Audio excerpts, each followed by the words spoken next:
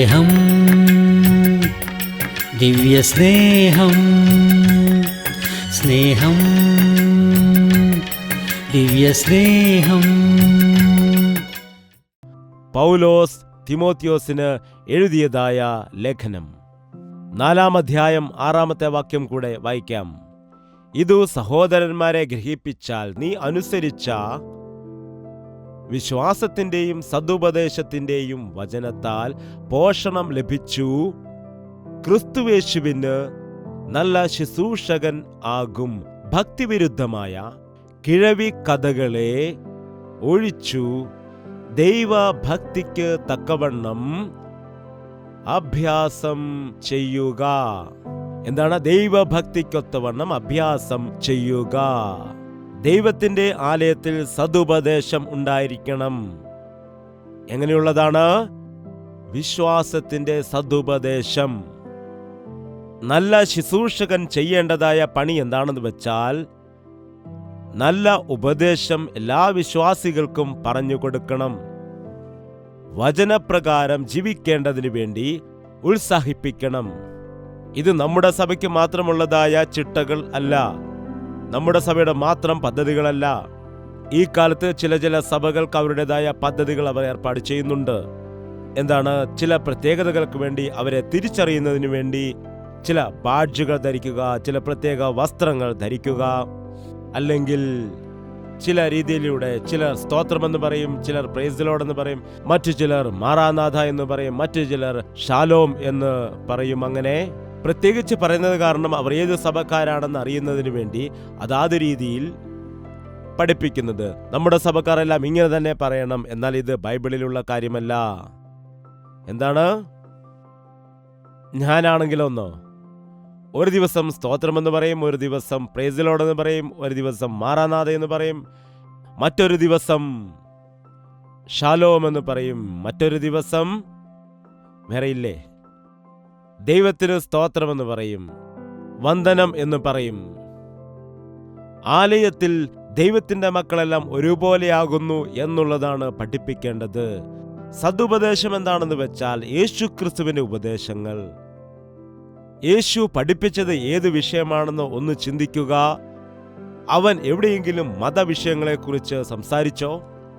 അവൻ എവിടെ വെച്ചെങ്കിലും വിഭിന്നമായിട്ട് സംസാരിക്കുവാൻ ഇടയായിട്ടുണ്ടോ? ഈ കാലത്ത് ഞങ്ങളുടെ സഭയാണ് വലുത്, ഞങ്ങളുടെ സേവയാണ് വലുത്, ഞങ്ങളുടെ പ്രസ്ഥാനമാണ്, ഞങ്ങളുടെ ചർച്ചാണ് വലുതെന്ന് പറയുന്നു, ഞങ്ങളുടെ പാസ്റ്ററാണ് വലുത്, ഞങ്ങളുടെ ബ്രദറാണ് വലുത് എന്ന് വാഗ്വാദങ്ങൾ നടത്തുകയാണ്. എന്നാൽ പൗലോസ് എന്താണ് പറയുന്നത്? നിങ്ങൾക്ക് വേണ്ടി പൗലോസാണോ ക്രൂശിൽ മരിച്ചത്? ചിലർ കേഫ എന്ന് പറയും, ചിലർ പൗലോസ് എന്ന് പറയും, ചിലർ ബർന്നബാസ് എന്ന് വിളിക്കാനിടയാകും. നിങ്ങൾ ഓരോരോ രീതിയിലാണ് വിടുതൽ പ്രാപിച്ചുകൊണ്ടിരിക്കുന്നത്. ക്രിസ്തു വിഭജിക്കപ്പെട്ടിട്ടില്ല. അവന്റെ രക്തത്താൽ കഴുകപ്പെട്ടതായ നാം എല്ലാവരും ക്രിസ്തുവിൽ ഒന്നാണ്. ഇതാണ് സദുപദേശം. ക്രിസ്തുവിന്റെ രാജ്യത്തെയാണ് നാം പണിയേണ്ടത്. ക്രിസ്തുവിന്റെ നാമത്തെയാണ് നാം മഹത്വപ്പെടുത്തേണ്ടത്. നീ ഏത് സഭയിൽ പോകുന്നു എന്നതല്ല പ്രധാനം, നീ യേശുവിൽ ഉണ്ടോ ഇല്ലയോ, നീ ഏത് പ്രസ്ഥാനത്തിലായിരിക്കുന്നു എന്നതല്ല പ്രധാനം, മറിച്ച് യേശുവുമായിട്ട് നിനക്ക് കൂട്ടായ്മയുണ്ടോ? ഒരു ദിവസം ഒരു മദ്യപാനി മീറ്റിങ്ങിന് വന്നിട്ട് ദൈവദാസനോട് പറയുകയാണ്, കുടിച്ചിട്ട് വന്നാണ് പറയുന്നത്, ദൈവദാസ, കഴിഞ്ഞ വർഷം അങ്ങിൽ കൂടിയാണ് ഞാൻ രക്ഷിക്കപ്പെട്ടത് എന്ന് പറയുകയാണ്. ഇപ്പോൾ മനസ്സിലായി, നീ എന്നിൽ കൂടി രക്ഷിക്കപ്പെട്ടത് കൊണ്ടാണ് ഇങ്ങനെയായിരിക്കുന്നത്. യേശുവിൽ കൂടി രക്ഷിക്കപ്പെട്ടിരുന്നുവെങ്കിൽ നീ നന്നായിപ്പോയനേയും. മനുഷ്യൻ രക്ഷിച്ചാൽ അത് താൽക്കാലികമായ രക്ഷയായിരിക്കും, താൽക്കാലികമായ മാറ്റമായിരിക്കും. എന്നാൽ യേശുക്രിസ്തു ഒരാളെ മാറ്റുന്ന സമയത്ത് വചനം പറയുന്നു, ഒരുത്തൻ ക്രിസ്തുവിൽ ആയാൽ അവൻ കുറച്ചു മാറുമെന്നാണോ? എന്താണ്? പുതിയ സൃഷ്ടിയാകുന്നു, പഴയത് കഴിഞ്ഞു പോയി, ഇതാ അത് പുതുതായിരിക്കുന്നു. ഈ കാലത്ത് അങ്ങനെയുള്ളതായ ഉപദേശമാണ് വേണ്ടത്. യേശുവിങ്കലേക്ക് ആത്മാക്കളെ നടത്തുന്നതായ ഉപദേശം, മനുഷ്യരിലേക്ക് തിരിക്കുന്ന ഉപദേശമല്ല, യേശുവിങ്കലേക്ക് തിരിക്കുന്ന ഉപദേശമാണ് അത്യാവശ്യം. അതാണ് പൗലോസ് ചെയ്തത്. അതുകൊണ്ട് പൗലോസിന്റെ പേരിൽ സഭകൾ സ്ഥാപിക്കപ്പെട്ടിട്ടില്ല. പൗലോസ് പ്രത്യേകമായി ഒരിടത്ത് തന്നെ നിന്ന് ശുശ്രൂഷ ചെയ്തില്ല. ഭക്തിവിരുദ്ധമായ കിഴവിക്കഥകളെ ഒഴിച്ച് പൗലോസ് ജീവിച്ചിരുന്നത് ഈ കാലത്തായിരുന്നു എങ്കിൽ ഇവിടെ വേറെ എന്തെങ്കിലും ആയിരിക്കും എഴുതുന്നത്. ഭക്തിവിരുദ്ധമായ വാട്സപ്പ് സന്ദേശങ്ങളെ ഒഴിവാക്കി,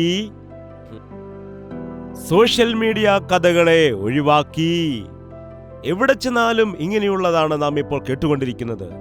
മൊബൈലിൽ കൂടി 24 മണിക്കൂറും നിങ്ങളുടെ സ്നേഹിതൻ ആരാണെന്ന് ചോദിച്ചാൽ എൻ്റെ ഫോണാണ്, എൻ്റെ സെല്ലാണ്. വിരൽ വെച്ച് തോണ്ടിക്കൊണ്ടേയിരിക്കുകയാണ്, കണ്ണുകൊണ്ട് തിരഞ്ഞുകൊണ്ടേയിരിക്കുകയാണ്, ഹൃദയത്തിൽ നിറച്ചുകൊണ്ടേയിരിക്കുകയാണ് മാലിന്യവും ചപ്പും ചവറും. അപ്പ ആ യൂട്യൂബിൽ നോക്കുകയാണെങ്കിൽ ഒരുപാട് മാലിന്യത്തിന്റെ ഇടയിലായിരിക്കും ഏതെങ്കിലും ഒരു ചെറിയ നല്ല കാര്യം കിട്ടുന്നത്, എവിടെയെങ്കിലും ഒരു വാക്യം ലഭിക്കുന്നത്. എന്നാൽ അത് നോക്കില്ല. എന്താണ്? മാലിന്യത്തിൽ സ്വർണം കിടന്നാൽ ആ മാലിന്യം മൊത്തം അരിച്ചു നിങ്ങൾ പെറുക്കി നോക്കുമോ? ഈ കാലത്ത് അങ്ങനെ തിരിഞ്ഞു നോക്കുന്നവരുണ്ട്. കൈ കഴുകാമെന്ന് പറയും പിന്നീട്. സെൽഫോൺ നിങ്ങൾക്ക് ശ്രദ്ധിച്ച് ഉപയോഗിക്കാൻ കഴിയില്ല എങ്കിൽ നിങ്ങൾ സെൽഫോൺ എടുത്ത് കളയുക. ഇതൊരു തമാശയുള്ള കാര്യമല്ല, ഇതൊരു സീരിയസ് ആയിട്ടുള്ള വിഷയമാണ്. പിശാച് ഇന്ന് സോഷ്യൽ മീഡിയയെ ഉപയോഗിച്ചുകൊണ്ടിരിക്കുന്നു. നമ്മൾ ദൈവനാമത്തിന് വേണ്ടി ഉപയോഗിക്കുന്നു എന്ന് നാം പറയാറുണ്ട്. എന്നാൽ എത്ര ശതമാനമാണ് നാം ഉപയോഗിക്കുന്നത്? എത്ര ശതമാനമാണ്?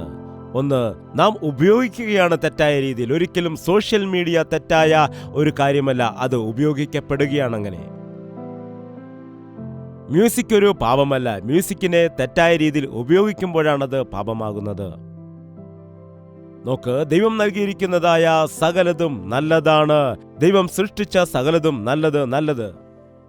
ഇന്ന് മനുഷ്യൻ ഇന്റർനെറ്റ് കണ്ടുപിടിച്ചിരിക്കുന്നുവെങ്കിൽ, സാറ്റലൈറ്റ് കണ്ടുപിടിച്ചിരിക്കുന്നുവെങ്കിൽ, ഇത് അന്ന് തന്നെ ദൈവം അവിടെ സൃഷ്ടിച്ചു വെച്ചിരിക്കുന്നത് കൊണ്ടാണ് മനുഷ്യൻ ഇന്ന് പോയി അത് കണ്ടുപിടിക്കാനിടയായത്. അല്ലാതെ മനുഷ്യൻ ചെന്ന് അവിടെ ഉണ്ടാക്കി വെച്ചതല്ല.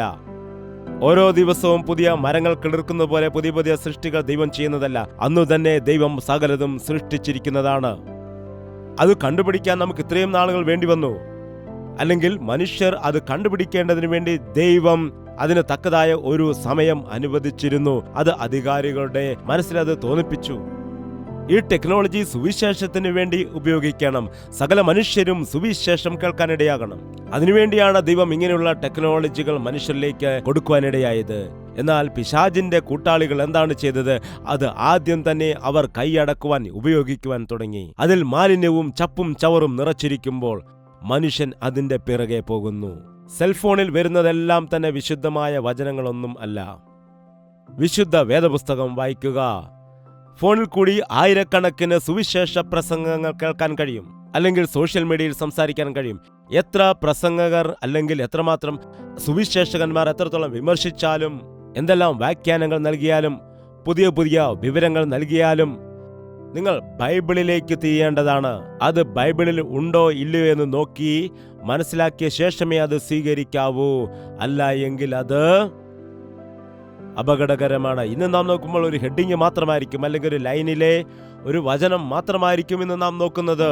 ഹെഡിങ് കാണുമ്പോൾ തന്നെ പിന്നീട് അത് വായിക്കണമോ എന്ന് നമുക്ക് മനസ്സിലാക്കാം. അതുകൊണ്ടാണ് അത് നോക്കുന്നത്.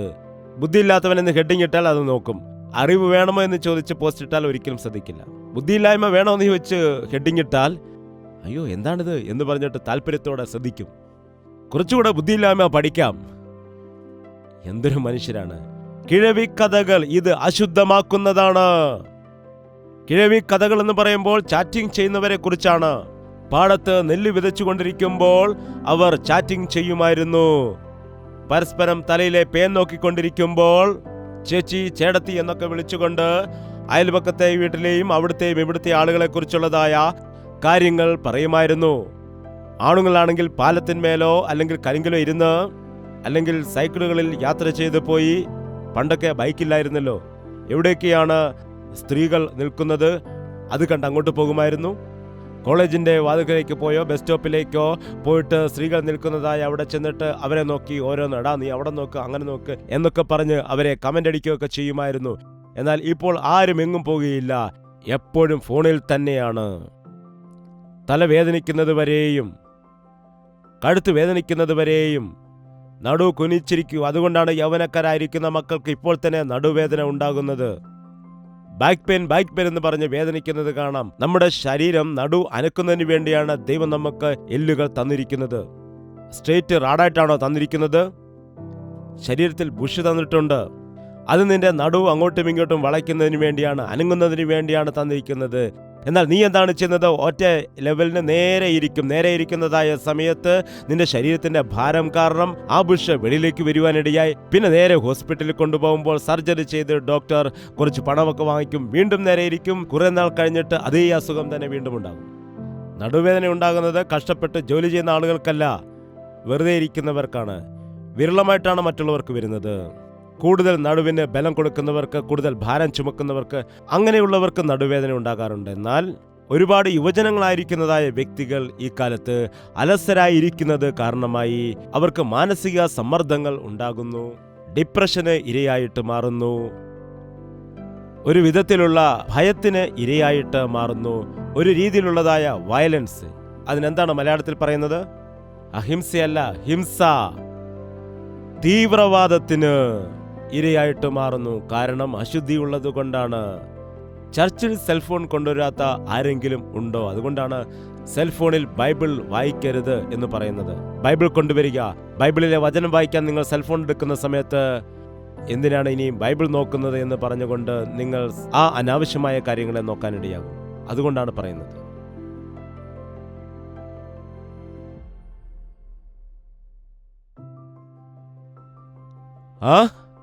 തിമോത്തിയോസ് ഒരു യൗവനക്കാരനായിരുന്നു. 67 വയസ്സുള്ള പൗലോസ് 27 വയസ്സുള്ള തിമോത്തിയോസിന് എഴുതുന്ന കത്താണിത്. നിങ്ങളുടെ യൗവനപ്രായത്തിലെ ട്രെൻഡ് എന്താണെന്നറിയാമോ? വയസ്സന്മാരെ ഒഴിവാക്കി കളയുകയാണ്, പഴയതിനെയെല്ലാം ഒഴിവാക്കുകയാണ്. എന്താണ്? പഴയതിനെയൊക്കെ എടുത്ത് കളയുകയാണ്. അതൊക്കെ ഓൾഡ് ജനറേഷൻ പാസ്റ്റേഴ്സാണ്. എപ്പോഴും പാപവും, എപ്പോഴും തെറ്റേറ്റ് പറയാ, സ്നേഹം അതാണ് ഇതാണ് എന്നൊക്കെ പ്രസംഗിച്ചുകൊണ്ടേയിരിക്കും. പശ്ചാത്താപം എന്ന് പറഞ്ഞുകൊണ്ടിരിക്കും. പരിശുദ്ധാത്മാവിനെ കുറിച്ച് പറയില്ല. എന്താണ്? പരിശുദ്ധാത്മാവില്ലാതെ സ്നേഹമുണ്ടാവുകയില്ല, പരിശുദ്ധാത്മാവില്ലാതെ പശ്ചാത്താപം ഉണ്ടാകില്ല, പരിശുദ്ധാത്മാവില്ലാതെ ശുദ്ധമായ ഒരു ഹൃദയം വരില്ല. നാം ഈ പറഞ്ഞ കാര്യങ്ങളെല്ലാം തന്നെ പരിശുദ്ധാത്മാവിനാൽ സംഭവിക്കുന്നതായ കാര്യങ്ങളാണ്. പരിശുദ്ധാത്മാവിന്റെ പേര് മാത്രം മതിയോ? പരിശുദ്ധാത്മാവിന്റെ ഫലങ്ങൾ വേണ്ടേ? പരിശുദ്ധാത്മാവ് നൽകുന്ന ജീവിതം വേണ്ടേ? വിശുദ്ധി വേണ്ടേ? ഭക്തിവിരുദ്ധമായ കിഴവി കഥകളാണിന്ന്. കിഴവിക്കഥകൾ. കഴിഞ്ഞ ദിവസം ടി-വിയിൽ നമ്മുടെ പ്രോഗ്രാമൊക്കെ ചെക്ക് ചെയ്യുന്ന സമയത്ത് ഗോസിപ്പിന്റെ പ്രോഗ്രാം. എന്തുകൊണ്ടാണ് അങ്ങനെയുള്ള പ്രോഗ്രാമുകൾ ഈ കാലത്തുണ്ടാകുന്നത്? ശ്രദ്ധിക്കുക. നമ്മുടെ ജീവിതത്തിൽ നാം നുണകൾ പറയാൻ പാടില്ല. നിന്റെ നാവുകൊണ്ട് കള്ളം പറയാൻ പാടില്ല, നുണ പറയുവാൻ പാടില്ല. ഉള്ളത് എന്താണ്, ഇല്ലാത്തത് എന്താണ്, അതായത് സംശയം പ്രകടിപ്പിച്ചുകൊണ്ട് സംസാരിക്കുന്നത്. ആ പയ്യൻ എന്നും താമസിച്ചു വരുന്നത് കൊണ്ട് ഏതെങ്കിലും പെൺകുട്ടിയുമായിട്ട് എന്തെങ്കിലും ബന്ധം കാണും എന്ന് പറഞ്ഞുകൊണ്ട് ഇല്ലാത്ത വിഷയങ്ങളെ ഉള്ളതായിട്ട് സങ്കല്പിച്ചുകൊണ്ട് ഏതെങ്കിലും ഒരു വ്യക്തിയെ പഴിചാരിക്കൊണ്ട് വളരെ ഇൻട്രസ്റ്റോടെ ജനമത് കാണുന്നത് കാണാം. മാലിന്യം ഹൃദയത്തിൽ നിറയ്ക്കുകയാണ്, ചപ്പുചവർ നിറയ്ക്കുകയാണ്. ഒരു മനുഷ്യന്റെ ഹൃദയത്തെ ദൈവത്തിന്റെ വചനത്താൽ നിറയ്ക്കണം. ഒരു ക്രിസ്ത്യാനി തന്റെ ഹൃദയത്തെ എന്തിനാലാണ് നിറയ്ക്കേണ്ടത്? സത്യമായതുകൊണ്ട്, ഘനമായതുകൊണ്ട്, രമ്യമായതുകൊണ്ട്. അവ കൊണ്ടാണ് ഹൃദയത്തെ നിറയ്ക്കേണ്ടത്. നമുക്കെല്ലാവർക്കും എഴുന്നേറ്റ് നിൽക്കാം. ദൈവത്തോട് ഇപ്പോൾ നമുക്ക് പ്രാർത്ഥിക്കാം. വായു തുറന്ന് പ്രാർത്ഥിക്കാം. 2 കരങ്ങളും ഉയർത്തിക്കൊണ്ട് കർത്താവിനോട് പ്രാർത്ഥിക്കാം. പരിശുദ്ധ ദൈവമേ, ഒരിക്കൽ കൂടി ഞങ്ങളെ ദർശിക്കണമേ. ഈ അന്ത്യനാളുകളിൽ വിശ്വാസികൾ അവിശ്വാസികളെക്കാൾ താഴ്ന്ന സ്ഥിതിയിലേക്ക് വീണു പോകുമ്പോൾ, വചനാനുഭവമില്ലാത്തവരായി, പ്രാർത്ഥനാനുഭവമില്ലാത്തവരായിട്ട്, കൂട്ടായ്മ ഇല്ലാത്തവരായിട്ട്, വിശുദ്ധി ഇല്ലാത്തവരായി, ലോകക്കാരെക്കാൾ ഹീനമായ സ്ഥിതിയിലേക്ക് വീണു പോകുന്നതായ ക്രിസ്ത്യാനികളെന്ന് പറയുന്നവരെ നീ നോക്കണമേ. നിന്റെ ആലയത്തിലേക്ക് കൂടി വരുന്ന സമയം ഞങ്ങളുടെ പ്രവൃത്തികളെയെല്ലാം നേരെയാക്കുന്നതിനു വേണ്ടി, ഞങ്ങളുടെ ബലഹീനതയെല്ലാം മനസ്സിലാക്കിക്കൊണ്ട് നിന്റെ കൃപയ്ക്ക് വേണ്ടി അപേക്ഷിക്കുവാൻ ഞങ്ങളെ സഹായിക്കുമാറാകണമേ. വചനപ്രകാരമുള്ള ജീവിതം ഞങ്ങൾക്ക് നൽകണമേ. ഞങ്ങളുടെ സംസാരം, ഞങ്ങളുടെ പ്രവൃത്തികൾ, ഞങ്ങളുടെ വസ്ത്രധാരണം, ഞങ്ങളുടെ കുടുംബം, ഞങ്ങളുടെ ജീവിതം ഇവയെല്ലാം മറ്റുള്ളവർക്ക് മാതൃകയാകാൻ സഹായിക്കണമേ. പിശാചിന്റെ പ്രവൃത്തികളെ അഴിക്കുവാൻ വന്നതായ നിന്റെ നാമത്തിൽ പിശാചിന്റെ പ്രവൃത്തികളെ ബന്ധിക്കുവാൻ കഴിയുന്ന വിശ്വാസം ഞങ്ങൾക്ക് നൽകണമേ എന്ന് യേശുക്രിസ്തുവിന്റെ നാമത്തിൽ അപേക്ഷിക്കുന്നു പിതാവേ. ആമേൻ.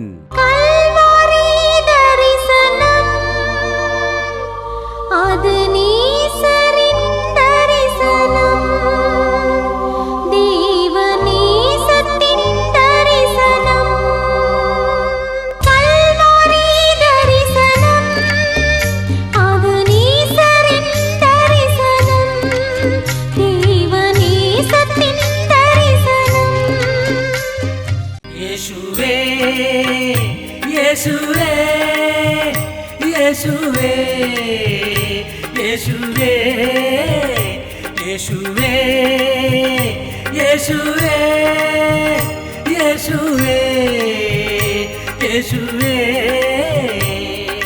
നിന്നെ നിന്നെ എന്നും ഞാൻ സേവിക്കും. നീ മാത്രം രാജാവെന്നും. നിന്നെ നിന്നെ എന്നും ഞാൻ സേവിക്കും. നീ മാത്രം രാജാവെന്നും. യേശുവേ യേശുവേ യേശുവേ യേശുവേ യേശുവേ യേശുവേ യേശുവേ യേശുവേ യേശുവേ യേശുവേ യേശുവേ യേശുവേ യേശുവേ യേശുവേ